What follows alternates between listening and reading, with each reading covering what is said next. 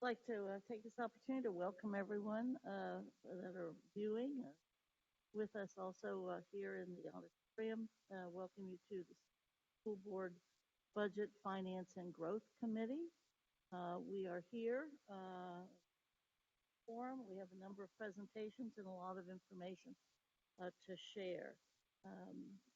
I'm Eve Fulton, the chair of the committee, and to my right, Brandon Craig. to my left, Jennifer Wagner. to her further left, Donna Murphy. and to member Craig's further right. Dean Blade. Thank you. We have a number of folks also in the audience, and we appreciate everyone being here.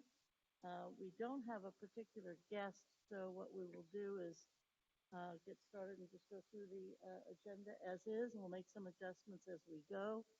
We also understand that viewing and with us today and later on after the meeting, we have participants and students from the school board school, and we welcome them and look forward to our conversation at the end of this meeting. Treasurer Wagner, who do we have? Yes, so we have three presenters, I believe. Kevin Ashley will talk about our monthly financials, and Ms. Gren Bondi, our grants manager, will talk about all the state and federal grants, and Kim Hughes, our assistant treasurer, will talk about the CRAs that are coming up. So Kevin, you want to?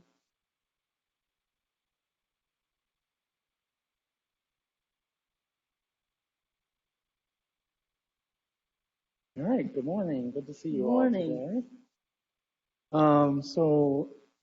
Rob will pull up the PowerPoint that shows the financial graphs. And they should be in your packet as well. The next slide is kind of just a quick overview that gives most of the details. I think I'll go through the slides and kind of hit those points on each of the slides. So go back, I believe, 2 pages. Rob, can you go forward? Sorry. Which focuses on general fund. So this first page is cash balances in the green columns and encumbrances in the blue. Going from left to right is 2 years prior, last year, and then the current year. We'll talk a little bit about what the contributing factors are to that on the next slide. This is revenue for general fund. We did indicate the 568 is based on the current forecast of what the budget is. That's the green column. You'll see revenues are down a little bit this year in 21, but again, goes back to the factor we've talked about all year with the Ohio Fair School Funding Plan, eliminating the pass-through funding that we previously got for community schools and scholarships. So obviously our revenue is down based on that, but then our offsetting expense for those deductions is down as well. We did try to capture in those first 2 years just approximately what the pass-through funding accounted for. Those were the deduction amounts, the $45 million, and obviously we don't have those this year. Another key thing, and it kind of relates to the timing of property tax advances from the county. They were slightly delayed this year, and so that's one reason through January our revenue is down slightly related to that. But we did get notice this week that we were going to get $78 million for the general fund within the next week, and that's a catch-up of all that property tax advance money. The February settlement will come probably in March. Typically, that's about when we're getting the final settlement on the property taxes. The next slide just kind of breaks down the revenue by source. You look at the 2 middle bars from last year to this year, you'll see the state foundation money down again. That relates primarily to the pass-through funding. The next slide is expenditures. Again, for the current year, the 2 middle bars, you'll see the current year is down some, and that's relating again to the purchase service expense charges that we typically were taken out by ODE. In terms of the percentages there, 48.3 is the percent of our expenditures fiscal year to date versus the current appropriations within the general fund. The next slide is where we've tried to capture budget as a whole, the 639,000 appropriation, or 639 million appropriations. I was going to say, we've made some severe cuts. Right. So through the fiscal year, we've spent about 48% of that budget. There's about 8% that's encumbered, things that are already set aside. The 104 million is essentially what's remaining in the salary accounts, the salary and benefit accounts. And then the transfers, the 137.6 million, is things that are planned for transfer for school-wide pool for the 598 fund. And then at this point, about 5.9% is unallocated, meaning it's not encumbered yet. It's planned, perhaps, and could change, but that's, again, those are pretty well on track at this point. So, Kevin, before you move on, just because we have a new member here, the annual budget for this year was 609 million. The 639 represents what we call the working budget, and it's the current budget plus prior year encumbrances that carried into the new year. So those appropriations carry forward to pay the bills when they come in. Thank you for clarifying that. There's always so many different ways to slice the numbers sometimes, so try to be clear. So the next one goes back 2 more slides, is the school-wide pool. And we just show the expenditures here. Again, the 2 middle bars from last year to this year. The primary increase is things related to the collective bargaining, salaries and benefits. School-wide pool is primarily salaries and benefits, which is kind of reflected on the next slide. The budget is 259 million. To date, about 50% of that has been spent. Another 47% is basically planned for salary and benefits. And then there's also a little bit of encumbrances there. The next section relates to preschool and tuition assistance. There is an allocation that is done, and this is broken down by 5-star preschools, 4-star preschools, and based on the enrollment and days attended, and then a tuition assistance is calculated and then charged against the levy, the preschool combined levy that we have. One of the key things on here, at the end of January, 872 students were calculated for tuition assistance versus last year during the height of COVID, it was about 589. At the bottom here, the statistics that CPP provides, or actually CPS provides for the preschool, there's about 1,899 students in the preschool program at the end of the month.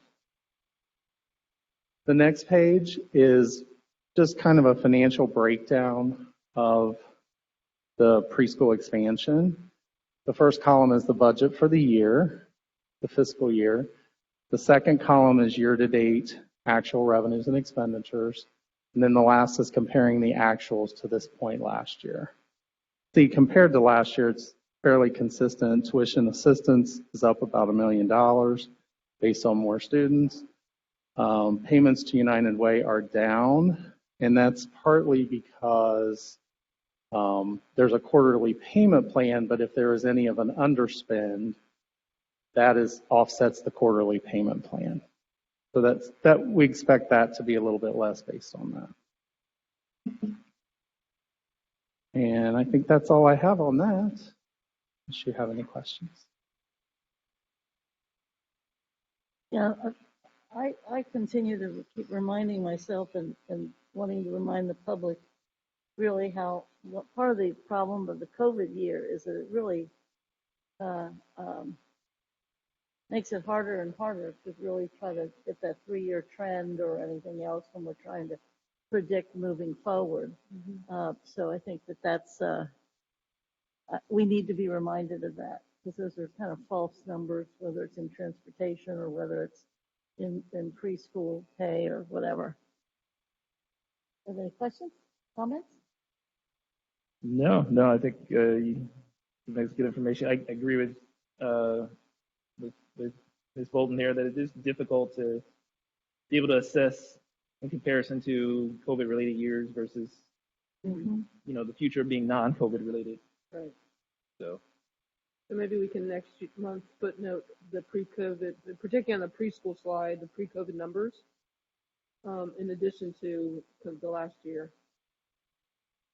Because if I'm not mistaken, and I could be wrong, my memory could be false, but I think the current number of preschoolers at CPS getting tuition assistance is even higher than it was at pre-COVID for this year, and that'd be nice to show. Okay. That would be great to show. I want to say it was in the 600s, and we're in the 800s now, 850. So, so we'll add that to the next slide for next. You mean like the total number of preschoolers that we have, or is it the ones receiving Just subsidies? receiving tuition assistance. And if that has grown, that's not just saying something about perhaps economic conditions or whatever, but it's also probably saying we're beginning to reach the very children that we need to reach the most. So that would be great. That would be really great. The superintendent has joined us. Thank you. Thank you. Glad to be here. Good. Appreciate you being able to be here with us. Okay, then, Madam Treasurer, who else do we have? Shall we, Kevin's got the CAFRs to distribute. Should we do that real quickly? Oh yeah, you just want to say a comment about that? Thank you. And I'll hold it up so people understand this. Yeah, that's fine, and I'll get you one, Tiani, as well. So this is a work of art from the treasurer's office. It's a work of art. We're so proud. This is Yes. the annual award. Yeah. So there is a lot of work that goes into it, and Plattenberg and Associates is a big help.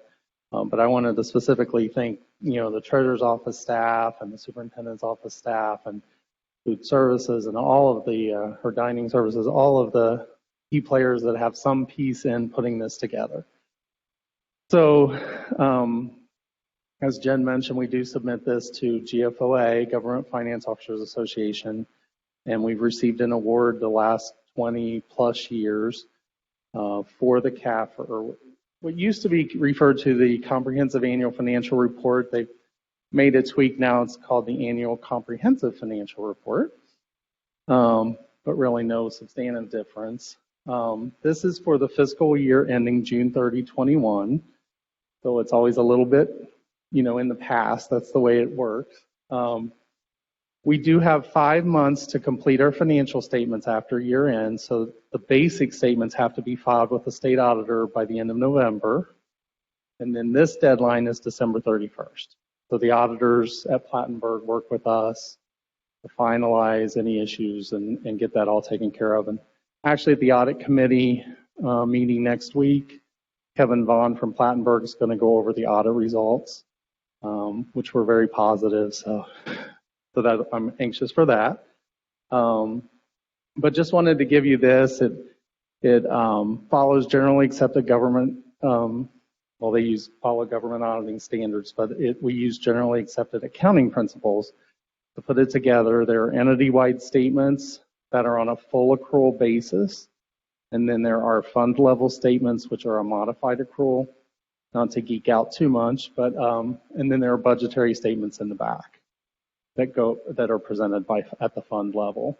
And then the final section is statistical section, and there's a ton of information that's brought together over the last 10 years. Some different metrics that are included there. So the CAFR is an additional thing that we do in order to get the award. The state does not require you to do that level of reporting. But as part of transparency, district has always felt the value in doing that. So if you look through it and you have any questions, feel free to let us know and go from there. Great, thank you. Any additional comments, Madam Treasurer? So just that it's different than our normal annual and monthly financial statements in that we operate on a cash basis. And this is converted to, like you said, an accrual basis. And it is part of our transparency. And it also recognizes, which confuses a lot of people, the pension liability that we don't carry because the pension is funded out of at STRS and STRS. But they make us recognize if we were to shut our doors today, what that liability would be for everybody out there in the retirement world. And so that it was very concerning to the audit committee last year. And so we had a lot of conversation about it, but I just thought I would point it out. The likelihood of that ever happening is very small. But so that if you go through it, that you'll notice things like that. Yeah, and those amounts really fluctuated to where it had more of a negative impact last year, perhaps because of the pension plans related to COVID. Fortunately, this year, it does have more of a positive effect, but it definitely fluctuates from year to year. And like Jen said, it's not something we have any control over whatsoever. So, Thank you. Thanks, Kevin. thank you. Yeah. Anybody else from Treasury? We get the CRAs and grants. So Taya, you want to go next?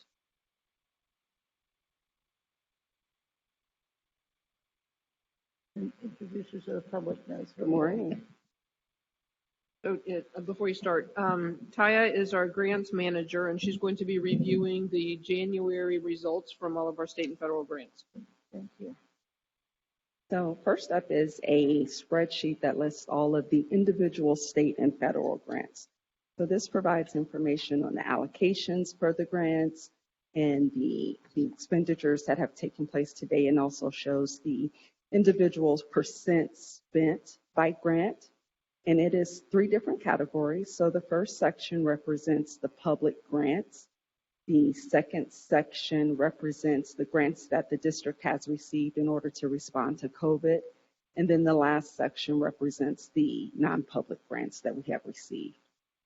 And so this is informational, and I do have this depicted in a graph that kind of summarizes what you're seeing here in this spreadsheet. So the next slide.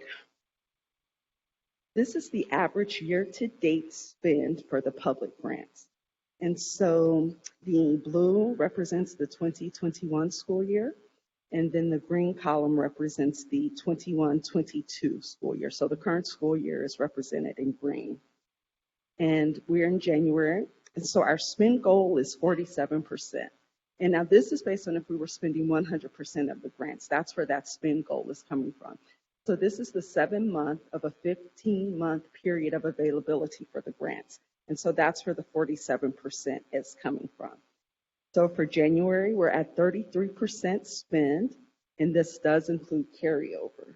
So we received approximately $19 million in carryover, and the 33% does include that. So that's still pretty good considering the carryover was $19 million. Taya, could you explain what carryover is for the public? So yes, so carryover is when we receive funds in the current school year. If we do not spend those funds carry over into the next school year. So there's like a total of a 27-month period of availability for grants. And so for January, for the current school year, we're at a 33% spend, which is up 3% from last year, which was at 30%. That's a direct result of Taya and her team meeting with the program managers to make sure that they're spending all year long and shifting funds where they need to be shifted, helping them through that so they're not scrambling at the end of the year to try to spend money. And so then the next graph is Esther specific. So the blue blocks represent the period of availability. So the funds are available from 2021 through 24, fiscal year 24. And so the blue blocks represent that period of availability, so the 4-year period of availability. So we have a total of $327 million that's available to us, And of that 327 million, 99 million has been spent to date. And then specifically the green is for fiscal year 22. So for fiscal year 22, we have 130 million budgeted, and to date, 78 million has been spent of those funds.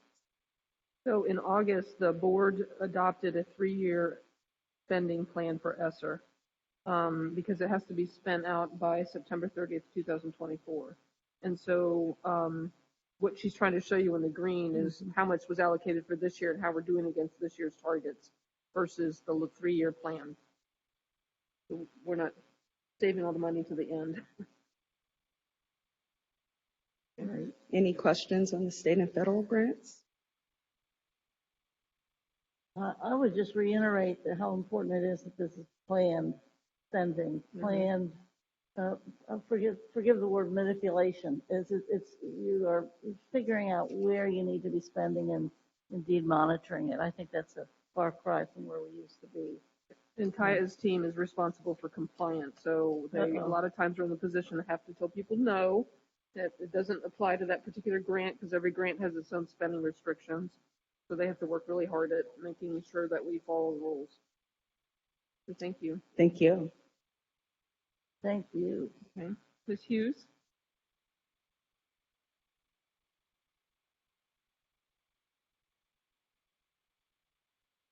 Good morning, everyone. You have the right colors on. CPS blue. I thought I would represent today. Do you have the slides for the CRAs?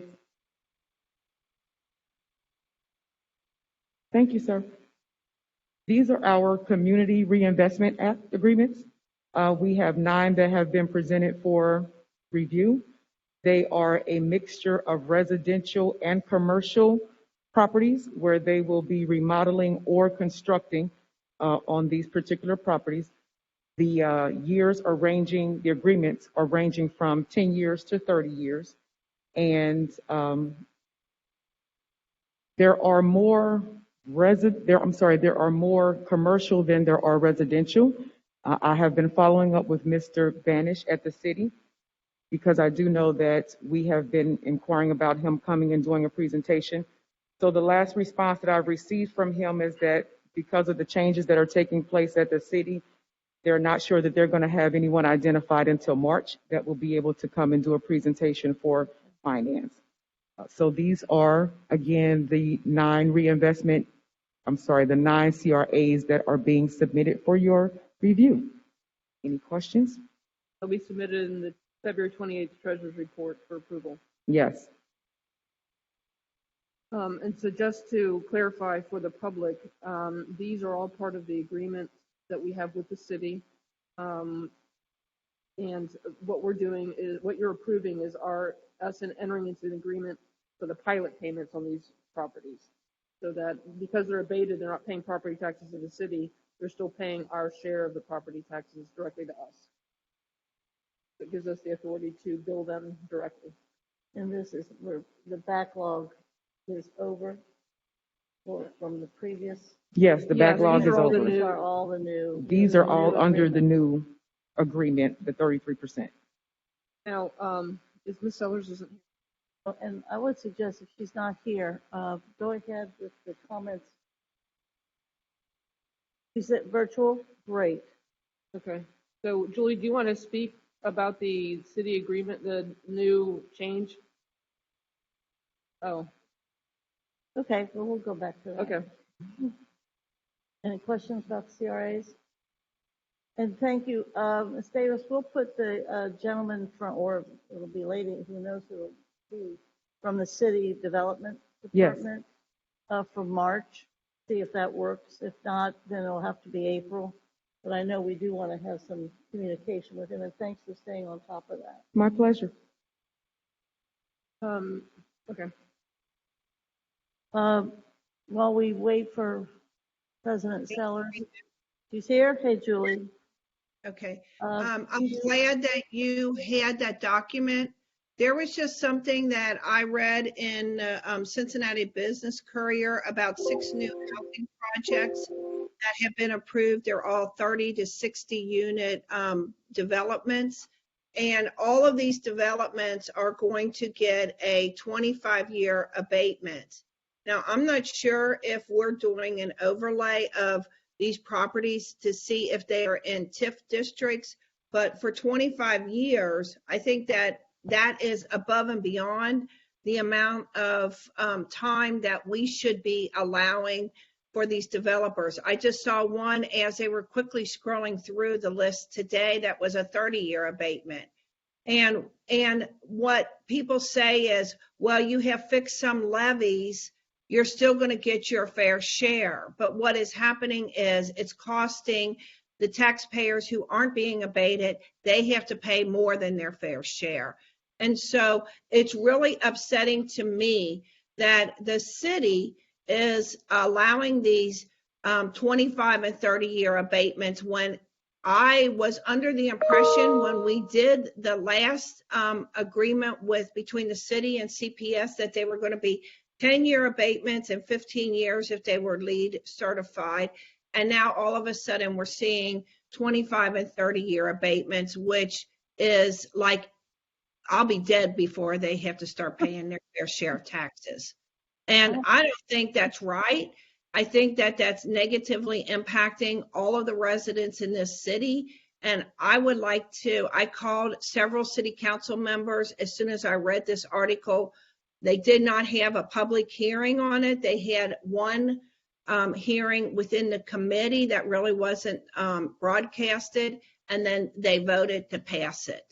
I've told them that that's not the way the city is supposed to be operating on these, but I want to know, how much are we losing from the TIFs?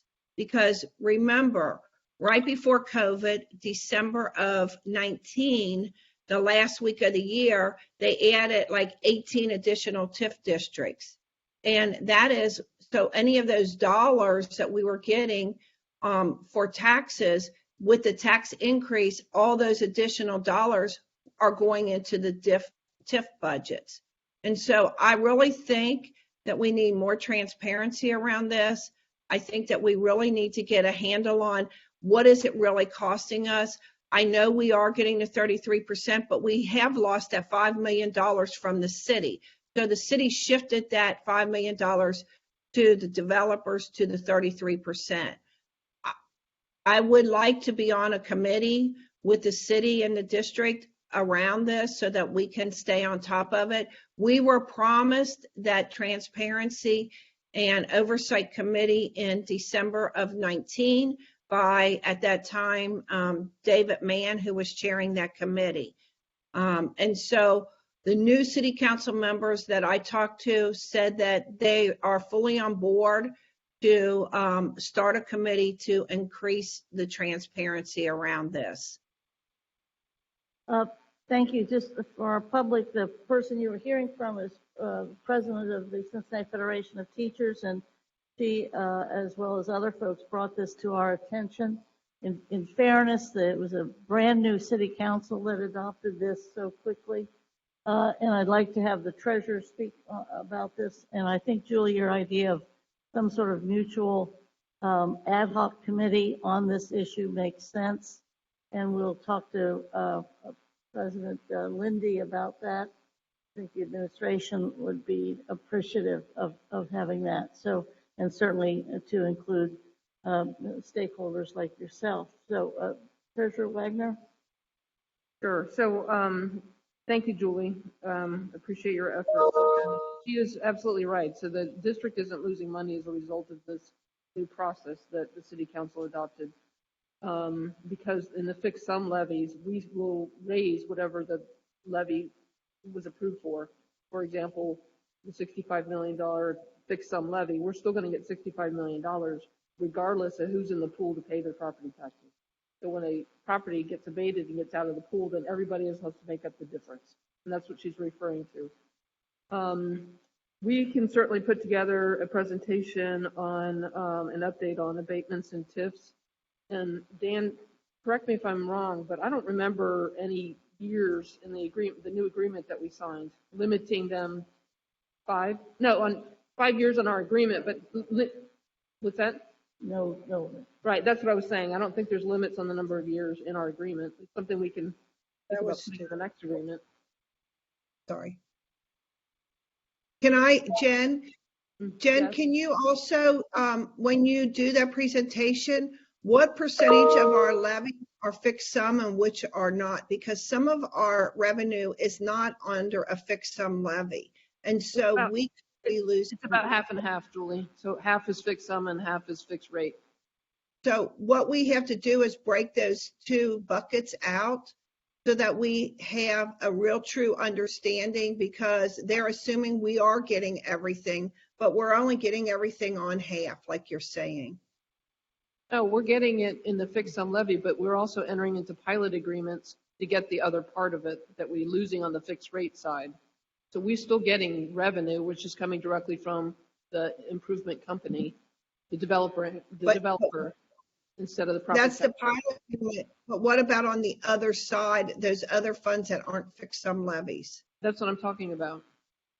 We use the total millage of all of our levies to calculate the 33%. And then what about all of the residential abatements that we don't get things on? Well, that's state law. So, But the state law says you can make an agreement, they don't have to. It's not state law that they have to.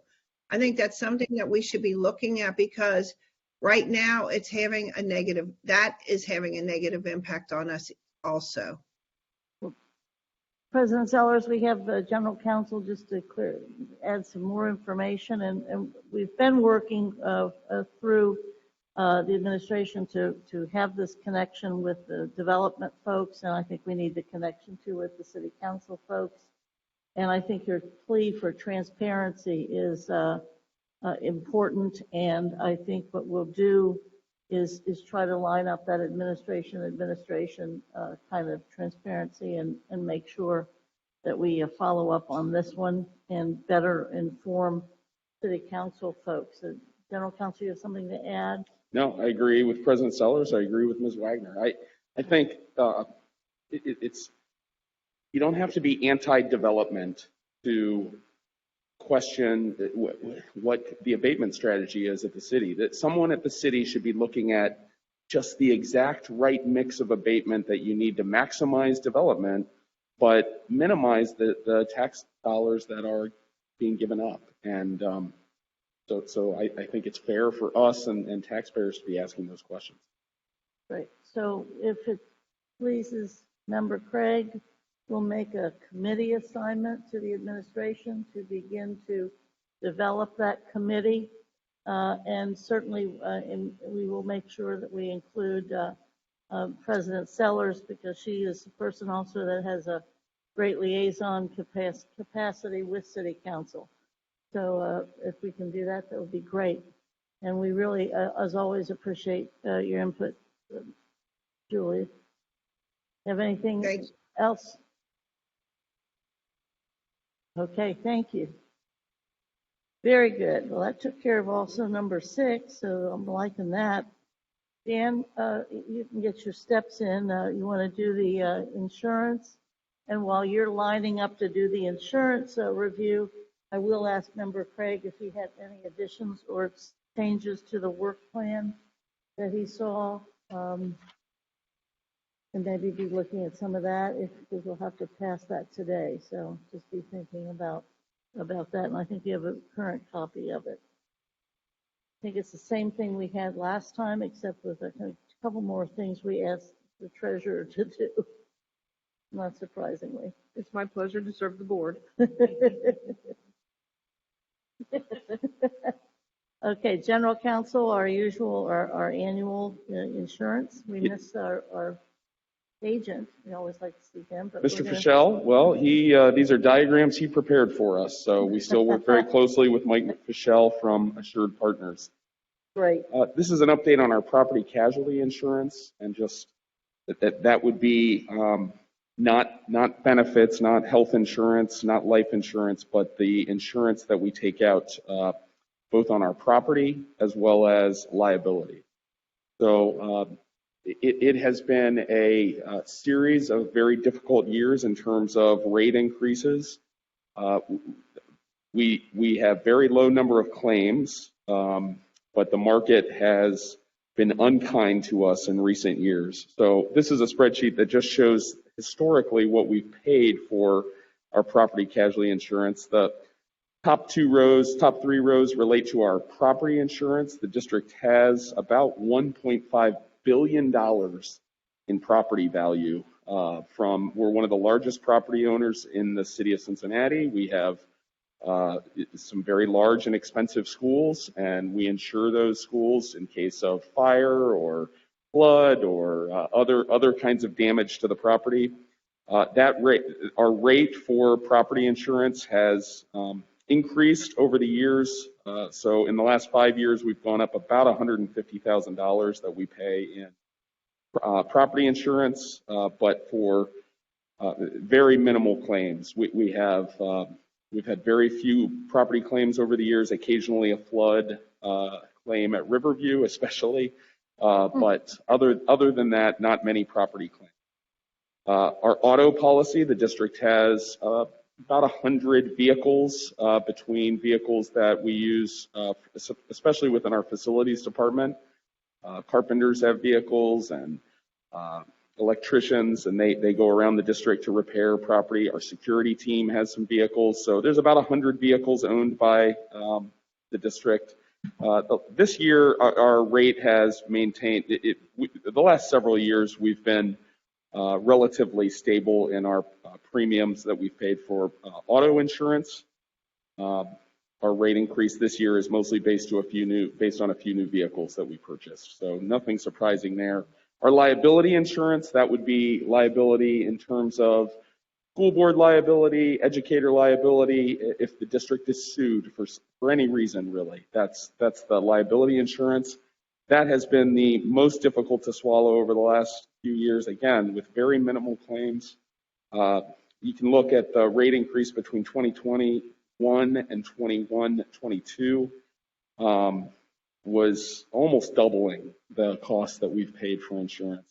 The good news is it appears that's starting to stabilize. We've got our renewal, we do our insurance renewal in March, and it looks like we are mostly stabilized on liability insurance. Next slide I've got, glad to answer any questions, but the other slide I wanted to present is just to, again, kind of explain how our insurance program works. And I think that first column probably explains it best. So this is a description of the automobile liability kind of coverage that we have. So if you look at the bottom tier, that very yellow box in the first column, we have first dollar coverage for an automobile accident. If one of our vehicles should get in a fender bender with another vehicle and there's some damage to that other driver's vehicle, it's in the course of his job or her job, we have first dollar coverage. The insurance company is going to be, making the call. We don't have to get involved, and up to $1 million with our kind of primary insurer.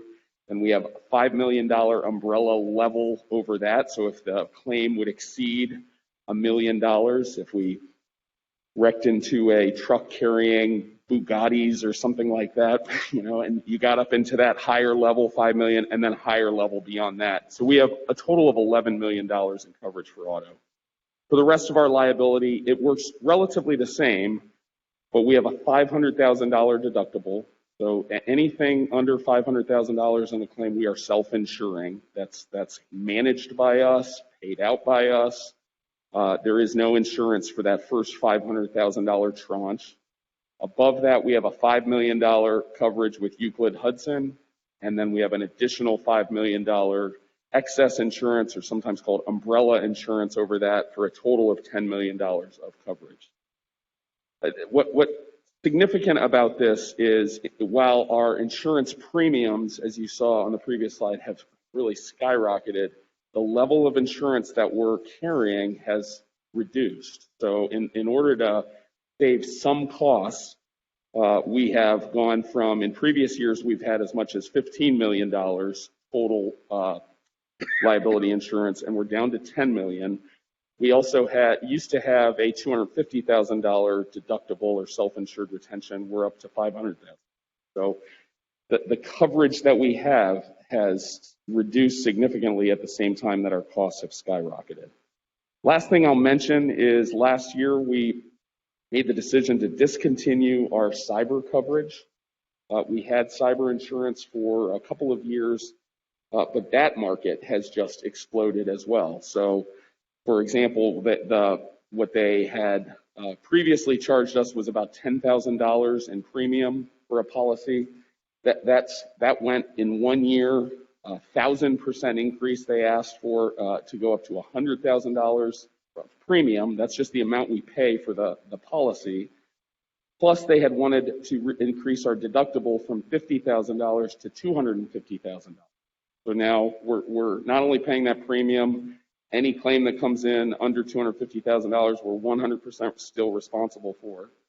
They would cap the coverage at $1 million, and it was just co-insurance. So they would only pay 50-50 of any claim between that $250,000 and $1 million.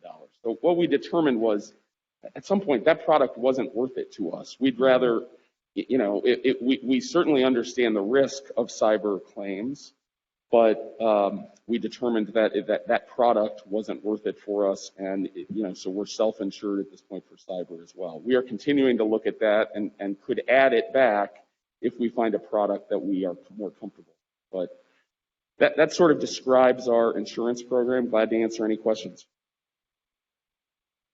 Questions? Just one, and it's more of a clarifying point. I know you had mentioned that as a change from 2020 or 2021 to now, that although the costs have gone up, what we have is now just taking some of the cost out of what we would have had to pay if we maintained the same level of insurance by, in some cases, raising the deductible on the liability rate. And is that what you were saying? Yeah. So in 2020-21, we were facing just huge increases. Again, without new claims, it wasn't because we became a higher risk. It was just the market was insane. And so to stem that, we still took a huge increase. You can see we took almost doubled what we pay in premium, and at the same time, we actually bought less coverage. So we went from $15 million in coverage to a cap of $10 million in coverage, and our deductible went from $250,000 to $500,000.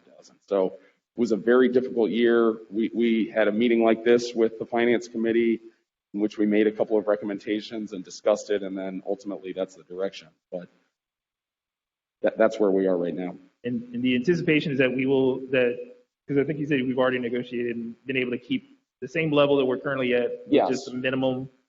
For this upcoming renewal? Yes. Yeah, the upcoming renewal will keep the coverages exactly the same, and it's a pretty modest increase, especially considering what we've seen in previous years. Would love to go back to a little bit of a higher level again, but at this point, I think having 1 year of a stable renewal is probably in our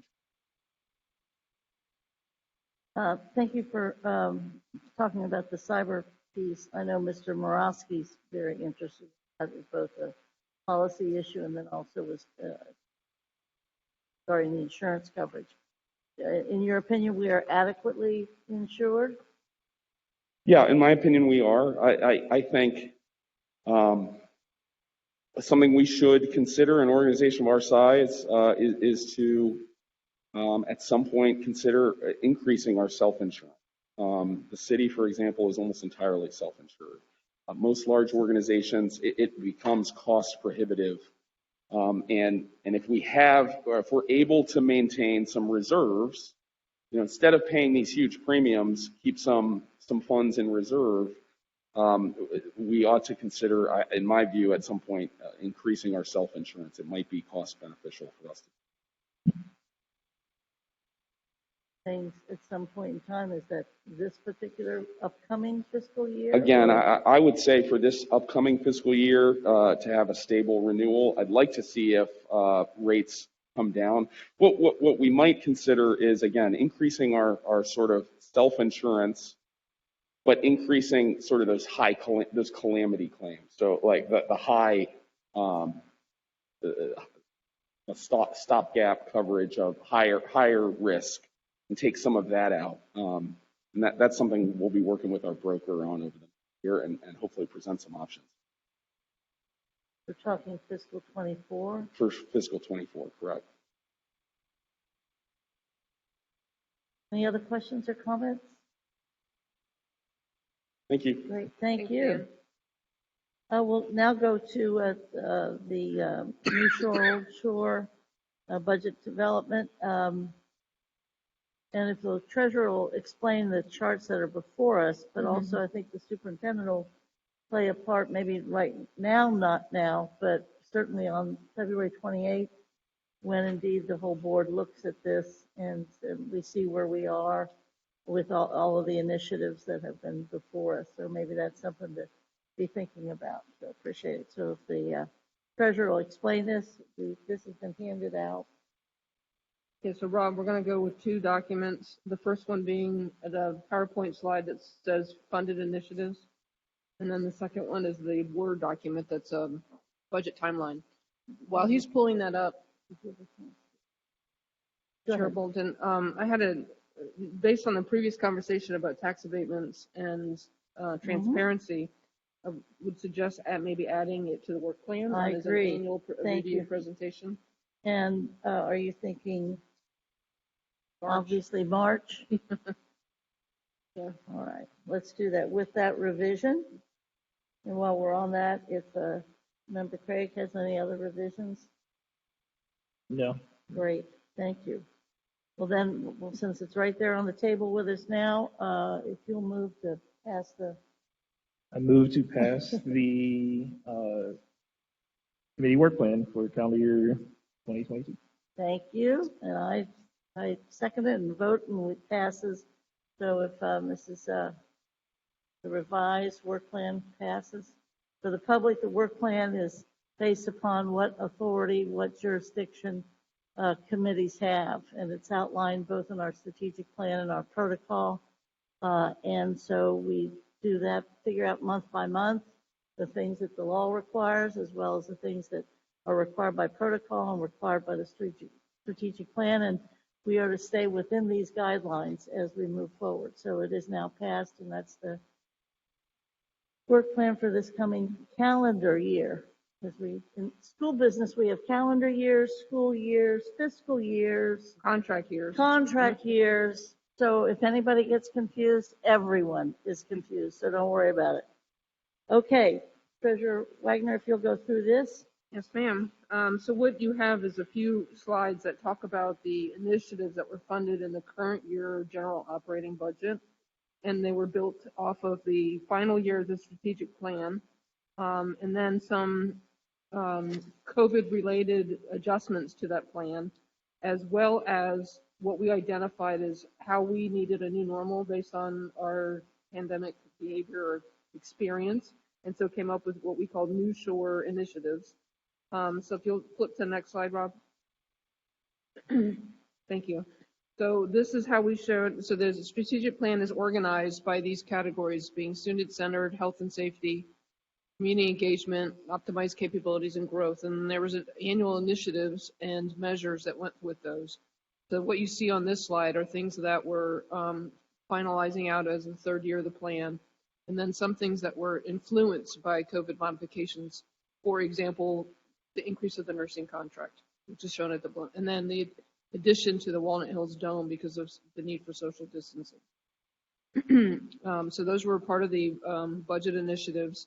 And then the next slide shows, the next two slides shows the New Shore, and we call these the honeycomb slides.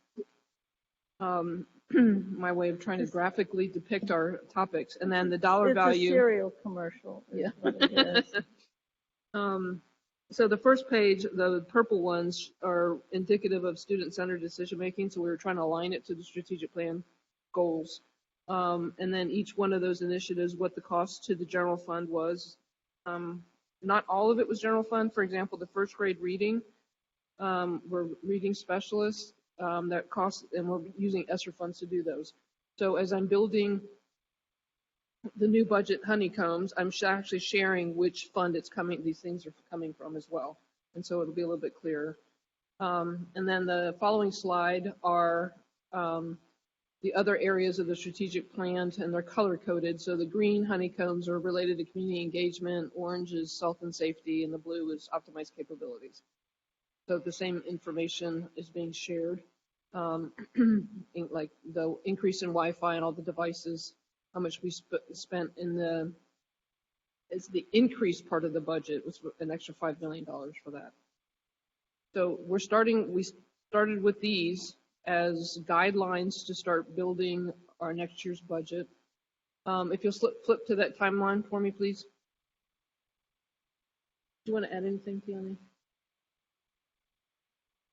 The same thing that I always talk about is the cliff.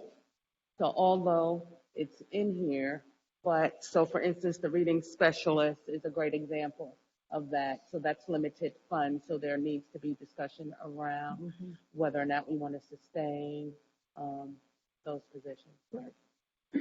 So going with the timeline, so the next public presentation, and instead of trying to throw everything in one presentation and it becomes overwhelming for those that are watching and listening, I've broken it up into several chunks. So the next presentation is February 28th to talk about the new budget initiatives related to New Shore and new things that are popping up, and then the process and the redesign of the process building the budget. Then we'll follow into a presentation just on how we built the school budgets and what those are costing and some statistics that go with that for pupil, dollar values, FTEs per student. Following that, at March 16th, we're going to talk about the update to the 3-year Esther plan, because things aren't necessarily aligning, or that we're not spending at where we thought we would maybe, and some things are coming under, and so we're having new challenges. So we're going to update that 3-year plan and address the cliff. Ms. Amat is very good at keeping me reminded about the cliff, and there are some things that are going to hit the general fund this year, because what we try to do is phase it back in instead of having everything hit us in the same year. Okay, so we'll share all those things on that day. Following that, we'll go over the central administration budgets. And then on the 20th, we'll do a comprehensive consolidated budget with all the major funds. And then when we start our public engagement after that, and we've settled on May 3rd for the first public town hall. We invite all the public to listen and to send in questions. We're going to be doing kind of like a panel question and answer period to kind of help educate everybody on the budget. And then we'll follow up with a second one at the end of May on the 31st. And we are required to have an adopted budget by June 30th. And I'm praying we'll never do another 90-day appropriation ever again in my tenure. And so we are confident that we will present a budget to the board that they will love and adopt, and we'll move forward. Any questions, or did you want to add any more? A point of clarification, because I know we have put the strategic planning in the budget. Yes. What timeline would that fall in? Just next year to start doing an RFP of some sort? So I'm just trying to align budget planning with strategic planning.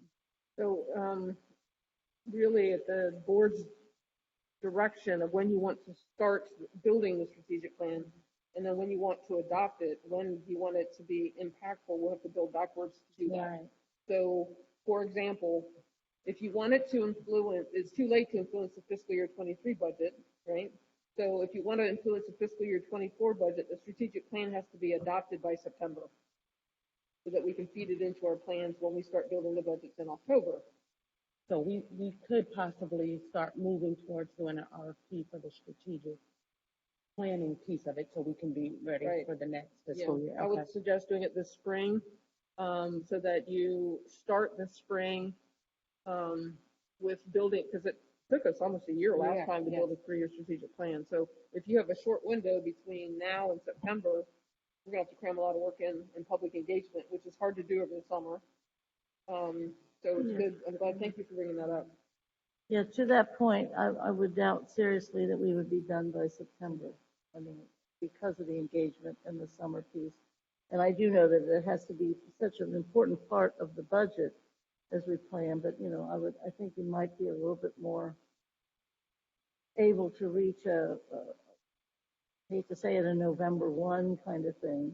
But I do think we should start to, as you mentioned, be looking now for who might be able to lead us and whatever in that strategic plan. So we'll That's probably great. know enough in September and October about what's being put into the strategic plan to start putting placeholders absolutely. in. So even if we didn't adopt until Yeah, it December won't 1, be, it we'll won't be okay. adopted, but it'll be a living kind of thing that we'll be able to sense.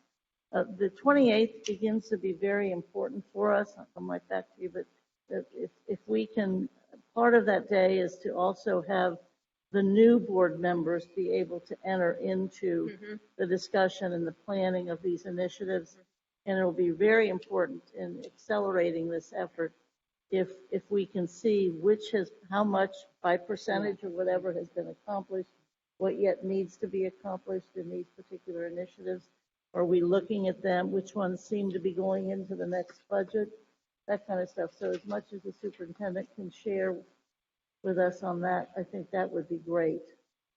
Kind of a status of where we are, because I know we have 3 new members, and they, have to have the opportunity to share. And we also, some of the stuff, maybe, it didn't happen, or it couldn't happen, or it was something that was no longer needed. So I think the 28th would be great if the administration can focus on that. Mr. Craig, you had a question or a comment? I was actually going to say somewhat of the same thing you were saying there, Eve, because I think it would be helpful to know which of the initiatives, are we planning that these things need to continue also? And so, like, there's additional steps that need to be done versus some of these do appear to be something that was more of we did it this time for these reasons, and we may be on a different step up within that initiative or a different point on that initiative. And so it may be a different focal point or a different cost that would be signed as a result of steps that we've already taken. So that would be just kind of a little bit helpful for me, at least, to understand where we're looking at as we go into that next budget. Are we good with that? All right, and Director Blaze has been so patient, sitting under these legal lights with us, and I've been remiss not moving you up on the agenda. I'm sorry.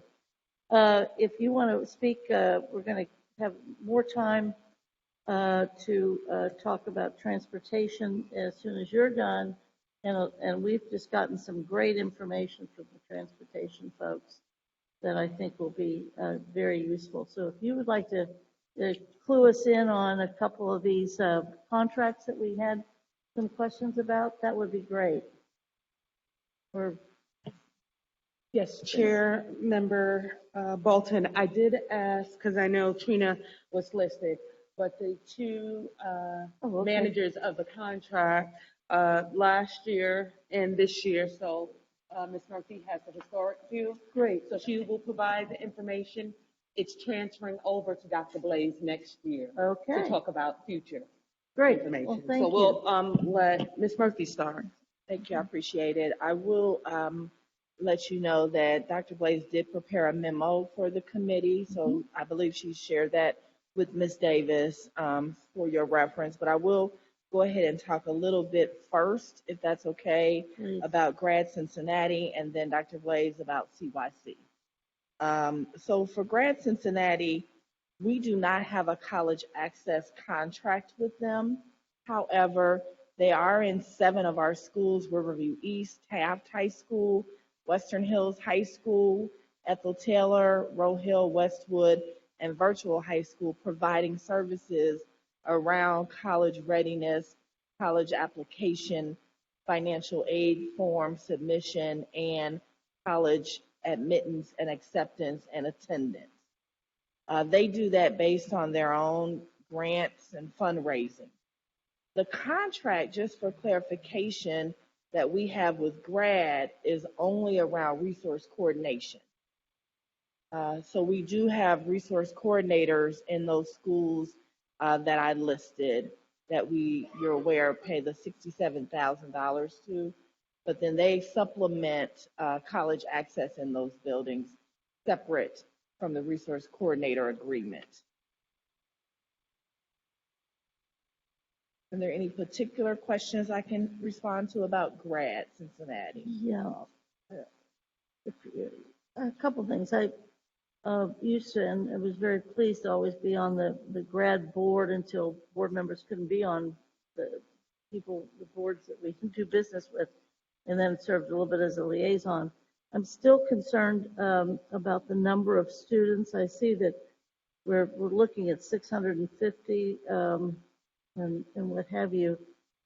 They're not resource coordinators in all of those schools that we've listed, are they? There's just a few of them? They have resource coordination in all of those schools listed. They have resource coordination in Roe Hill, Ethel Taylor, Westwood, Riverview East, Taft, Virtual, and Western Hills High School.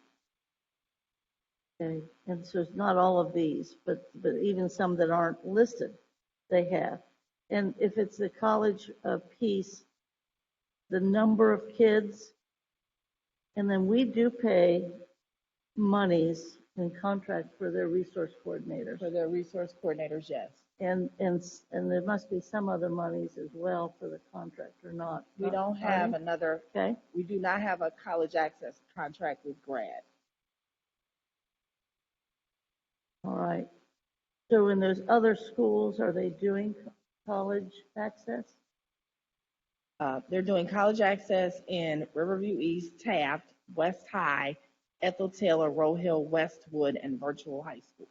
And those are grant funded. Those are grant funded through grad, not CPS. Yeah. Okay, thank you.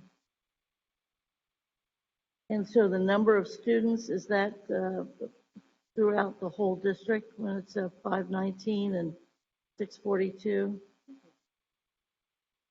Oh, you're looking at the JCG contract? Yes, Yeah. That's different. This is different.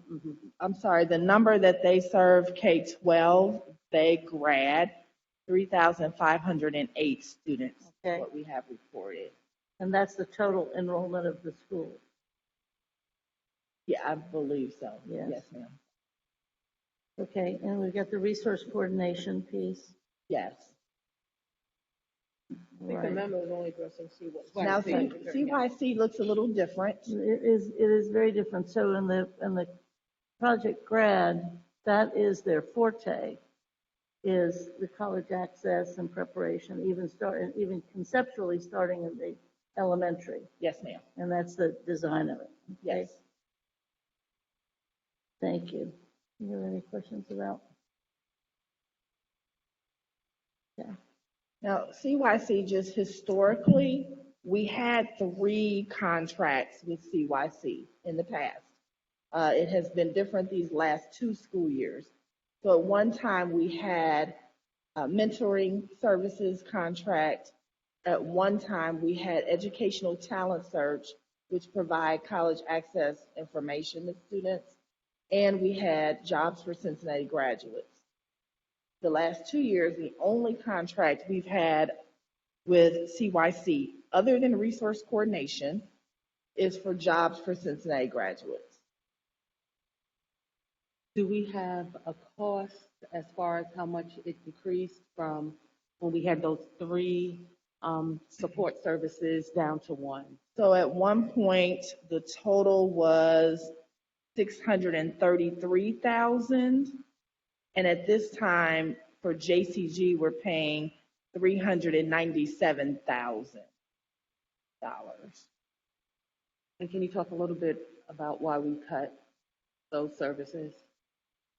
We decided to move away from the educational talent search services because although we're not quite where we want to be, we did, through the board, increase the counseling services in all of our schools, high school, and also counseling services in our K-8 buildings. So that was part of that decision at that 2 years ago. And the schools they are in, I believe Dr. Blaze, I don't have her memo quite in front of me, but Aiken, Withrow, thank you. Okay, so that's listed there for you. Thank you, Dr. Blaze. Aiken, Hughes, STEM, Euler, Riverview East has the middle school component. Schroeder, Taft, Western Hills, Withrow, and Woodward. And you'll see on the memo the number of schools the Jobs for Cincinnati Graduates program is serving. This current school year, 642. Jobs for Cincinnati Graduates also has a middle school component, and those were added in more recent years, I believe 2018, 2019. So they have a middle school component with 7 career specialists at Aiken, Withrow, West High, Taft Information Technology, Euler, Schroeder, and Woodward High School. And that's an individual FT or? Yeah, so they run part-time? classes And- at the high school level and at the middle school level. And they are serving, is that the same group or is that going to be different than the other Different career students. specialists or? Yes, different students. Thank you.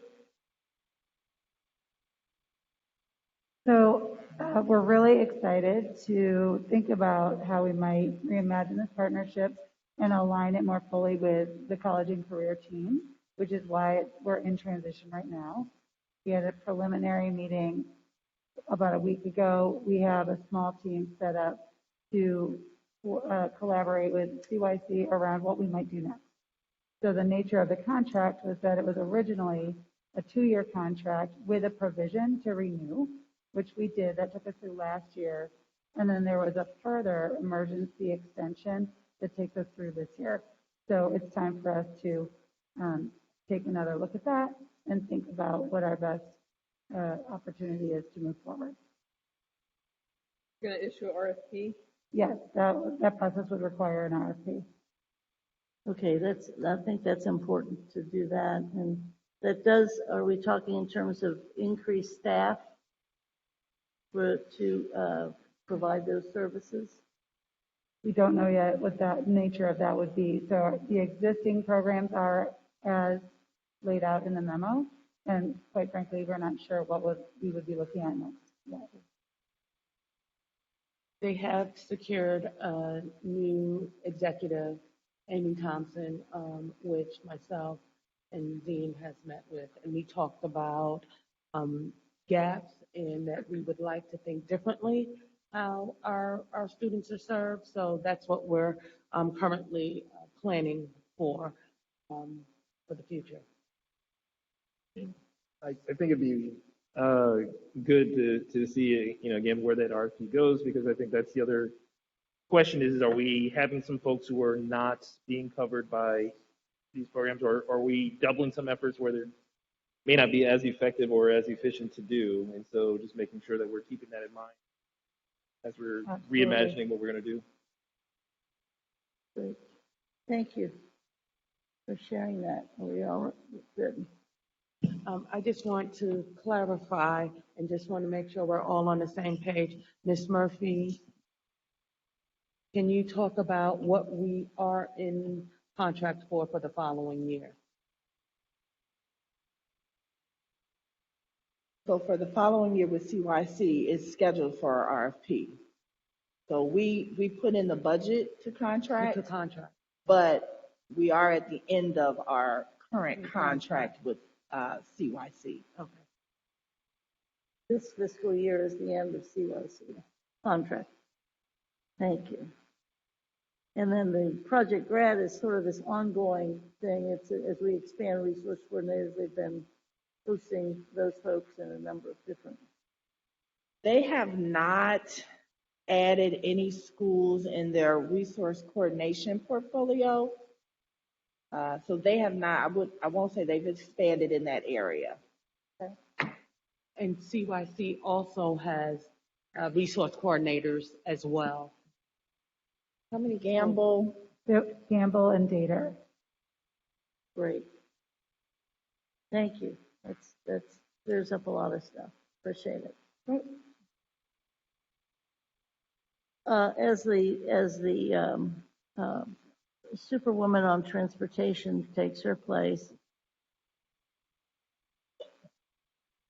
Thank Weinstein. She has a T on her blouse.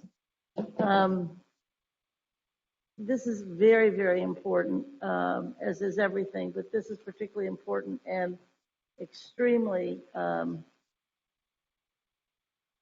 sensitive. Just if Member Craig will indulge me just a little bit to try to set this up. Certain things have to be done, and you guys have targeted like March 15th or somewhere around there, as well as April 1st. Things are required regarding routing for the charter and our non-CPS schools. We've been at this in finance for 14 straight months, and want to say that we've appreciated these last several months of truth-telling and information gathering in transportation. We feel, I think, as a board that we have to get this right and that we have to do things very differently. And we've put some notes together from all those months, as well as some of the efforts that you have allowed us to think about based upon giving us the information that we needed. So we have something that we would want to be sharing with the administration, if that's appropriate. And we also want what we're going to share to help influence and inform what the administration's developing. We do know there is an interest on the board to have a fact-finding specifically about transportation. And we have a number of members that want to do that yet this month, if possible. So it would be great to see some times that we could put together. I don't know that we need, as somebody has suggested, an ad hoc committee on this as much as the board needs a fact-finding, and then from the administration and the board sharing back and forth information like we're going to do today and like we got from you in response to those questions. And that's been helpful, and your number of presentations. So if you can share with us now what you have to share today, we will give you all then the notes from last year's finance committee that is gone, and then know that this new committee that is here is interested in accelerating the effort and being as aggressive as we can be. But right now, if you'll share your presentation, that would be great. So what I gave you was the infographic that was shared at the last board meeting. The template has pretty much stayed the same, but I did want to give you some updates on some things on the timeline. We actually had a meeting, our first meeting with SORTA today. It was a group of 8 folks from SORTA, 7 from us, which included members of our transportation team and also our transportation principal advisory group. It was very productive. We discussed the data on daily ridership versus unique daily riders, and I now have a contact that I'm going to be working with directly just to disaggregate and aggregate that data. So that information that they have not been giving us? So they did give us, there's actually 2 public records requests that was sent. They did give us the first one. So this meeting, and then we sent a second one. I believe Dan sent the second one in January. So we just had a meeting as to the clarification of exactly what I needed to see. And so now someone from Metro is going to be my direct contact, and we're going to be looking at the data together, looking at the files that they've given us together.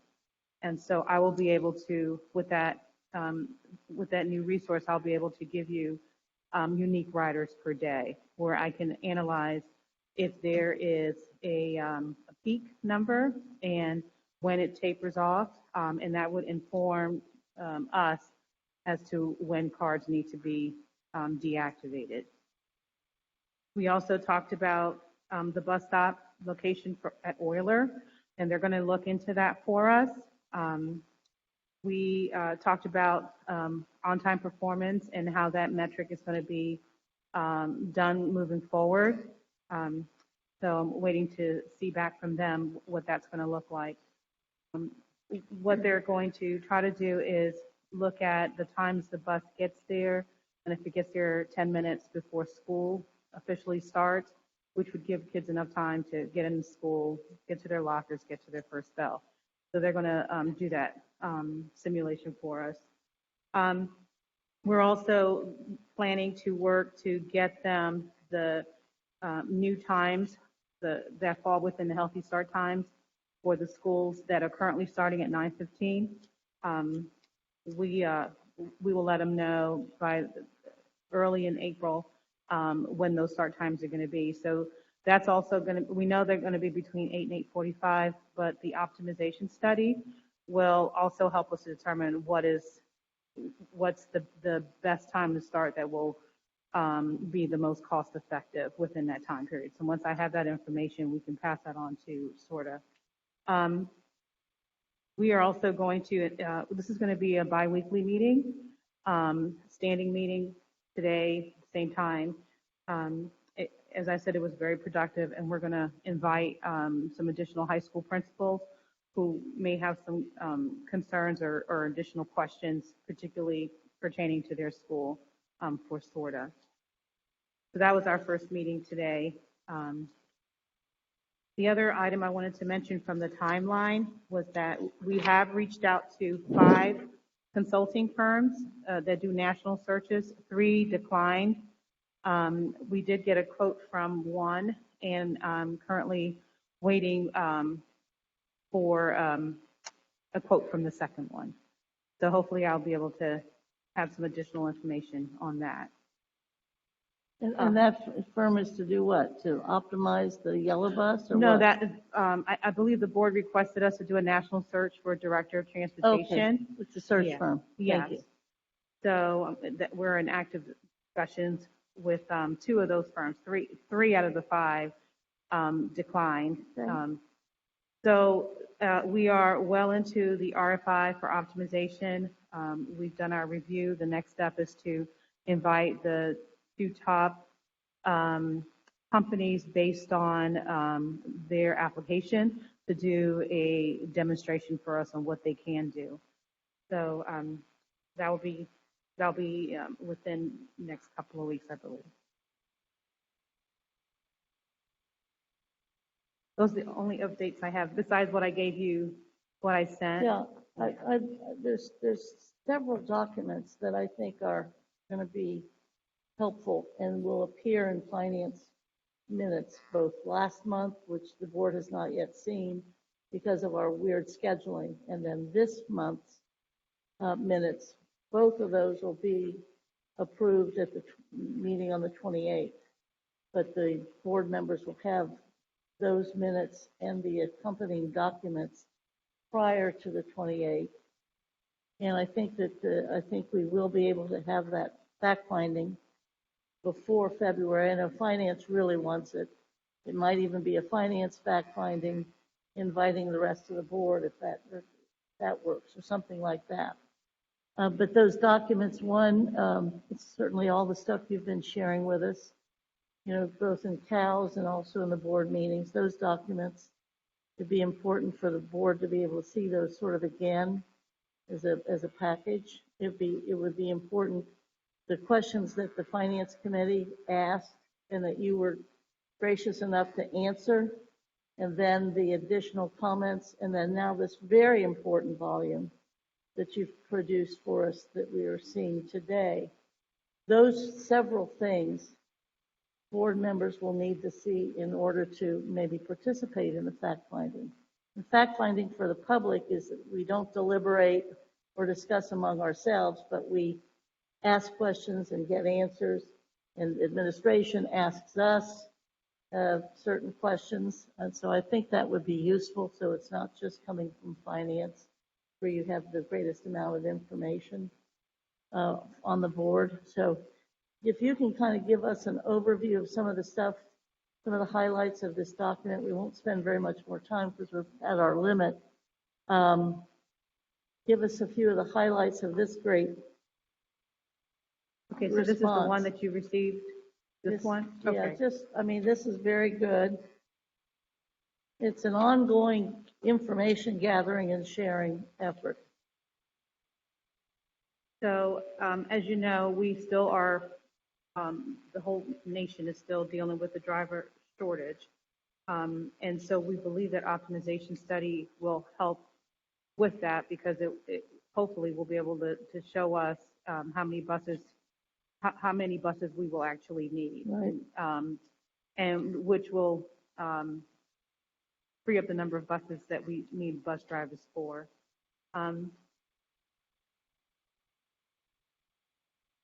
We talked about the data from SORTA, some of the clarity that we needed, and moving forward, I believe we'll be able to do that because I'll actually have someone to look at the data with me so they can see when I've activated what I'm seeing, and they can inform me on whether or not that information is providing us what we're looking for. The other question you asked about the yellow buses, and I indicated the years that they've been in business with us, and the fact that they don't do our routing. We have specialists in our departments that do that. We have a software that does that. Our software talks to other systems in the district. So, for example, one of the questions was about students with IEPs. How do we determine what they need, what special needs they have for buses, whether it's a monitor or a medical assistant, or they need a harness. And that information is based on service we provide them. It's based on what the IEP committee deems is necessary for that child. That information feeds from the students with disabilities website, the DSS, not website, application, feeds into our Power School application, feeds into our transportation application. We flag them with what they need, and then that's how we determine where they're going to be placed, what bus or van they're going to be placed on, based on meeting the needs. What vans have that equipment that those students will need. One of the questions that you asked was about the number of students who are transported, who are on IEPs versus the student enrollment. And actually, we have about 39% of our students with special needs being transported. Our dedicated fleet. So we do have a dedicated fleet. The way it works is that athletics gets priority. So, if the bus is available, right? So like if there's no athletic event, if the bus is available and we're not having an attendance issues with bus drivers, because when there's an attendance issues, those bus drivers through the dedicated fleet have to go to a route, have to take on a bus route.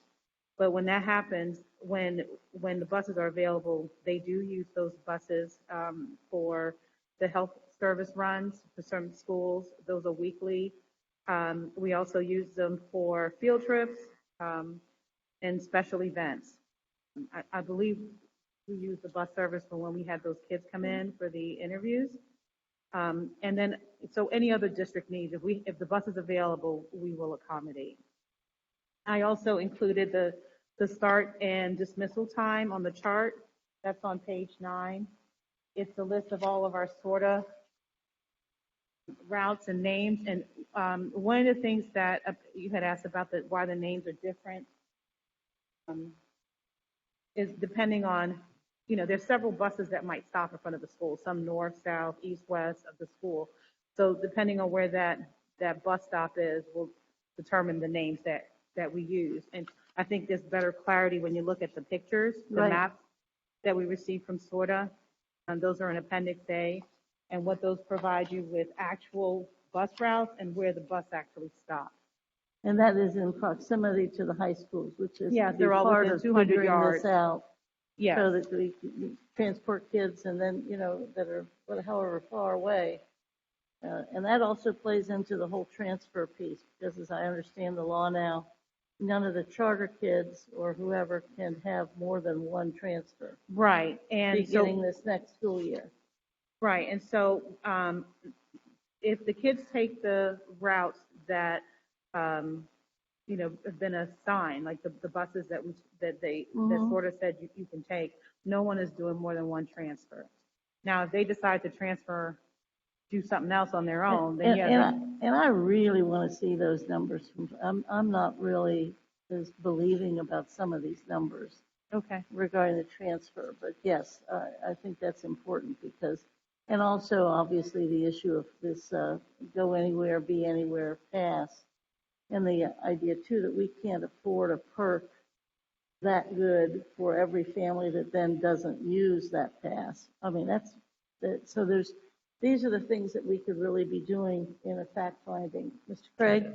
Yeah, I think and again, I think the information you gave in the questions here are tremendous because I think it gives us an idea of what we were facing and what we were looking at. I know one of the concerns, even when we talk about for the optimization study, even when we're talking about healthy start times, departure times, is also the safety of students who, again, don't necessarily live near where they're getting off the bus at, right? And so if we're at a period of time where it's going to be more traffic, more difficulties for them to walk the pedestrian part of their path, even in some of the schools, that the time frames around those, I think it's going to be great to see what that study comes back with, because I think that's going to be helpful to also understand how do we best do this in a way that also prepares us for the longer term conversation, which is how do we figure out a way to make sure that our students have less time they need to be on a bus to get to the school of their choice, right? The school that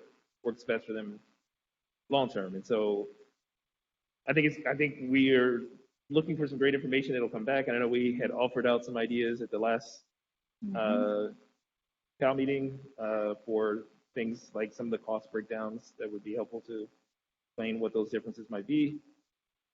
So I think this is great so far what we're getting, and look forward to kind of seeing what the study tells us as far as those start times as well, because I do know 9:15 is a pretty late start time, but the 4:15 worries me also a little bit more for the departure time. So there is an interest on the board's part about a fact finding. There is an interest in having the administration see what ideas have come from the previous finance committee as well as the current finance committee. And there is obviously this need to try to do some of this together in February if possible. So if I don't know how that works, I'll talk to President Lindy, and then also if you guys can come up with some times whether during the workday especially, that we could have that kind of meeting. There are some of us that would be able to do it virtually then or in person. And again, a fact finding is very different than a regular board meeting. And there might need to be a couple, but you're doing a wonderful job getting the information that we didn't have. And if we can keep talking between both the administration and the board, then whatever happens, we've done it, and we've understood your reasoning, and hopefully you'll understand the pressures that we're getting from the public to make this work. So I think that would be helpful. Superintendent? Yes, just a question for process. Should my office communicate with Ms. Davis to set up a separate date to do a fact finding? That'd be great. And we're looking at February. Yes, hopefully. Okay. Certainly not any later than early March. Okay. Just next week. Well, and that's why I added March real quick. Okay. So I just want to make sure what we will not have is cost, because we have to do the optimization study. Okay. And I will reiterate that the board is still committed to some form of dedicated routes, because the attendance and the tardiness and what have you and the risk to our students is great. Plus, we actually believe it sort of has a responsibility to provide that to us. So, but not like it used to be. That's why we've proposed that if a kid doesn't have any transfer, they need to be riding perhaps the regular routes. That would be our compromise.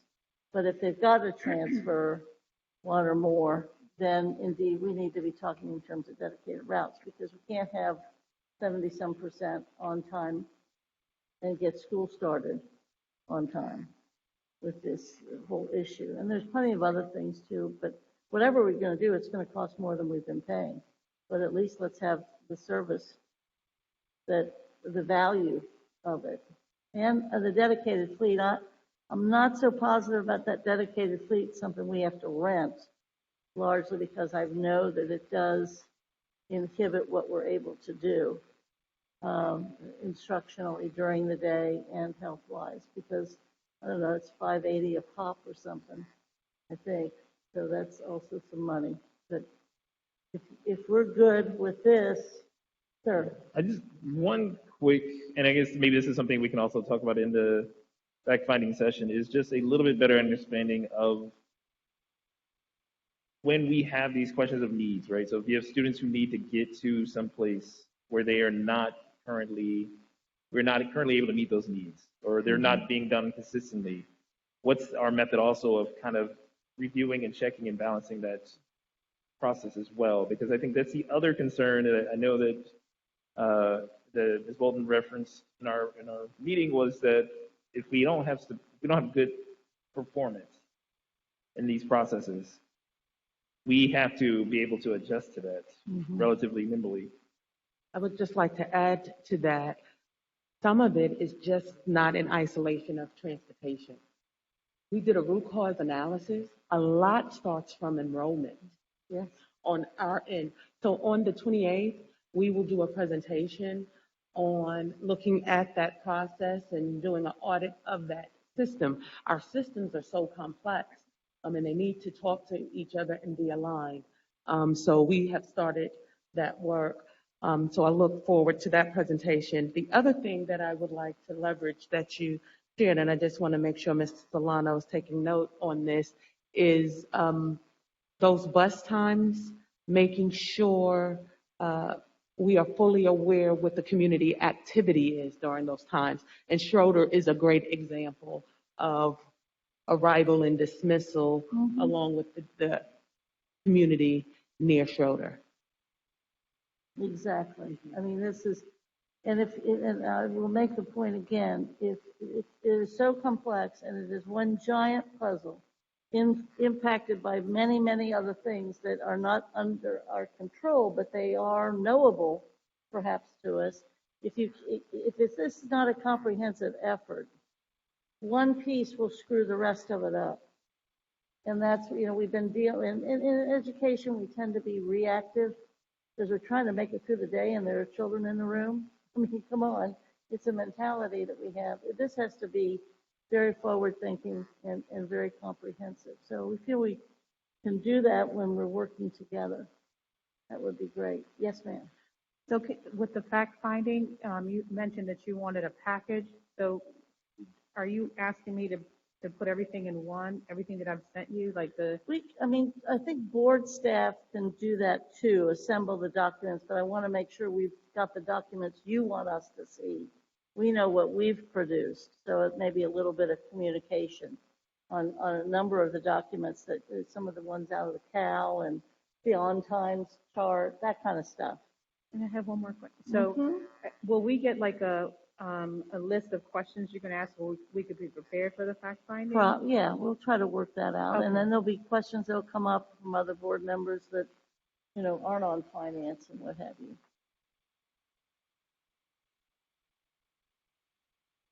Well, we have gone way beyond our time. I doubt that the school people are even paying attention at this point in time, saying, Eve, shut up so we can do the debrief. But I thank everybody. This is all good stuff today. Madam Treasurer, you have a question, not a question, but a comment about board member training.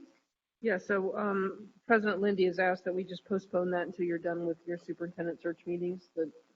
Okay. Right. So we're working on a schedule, but it'll be later. And go ahead.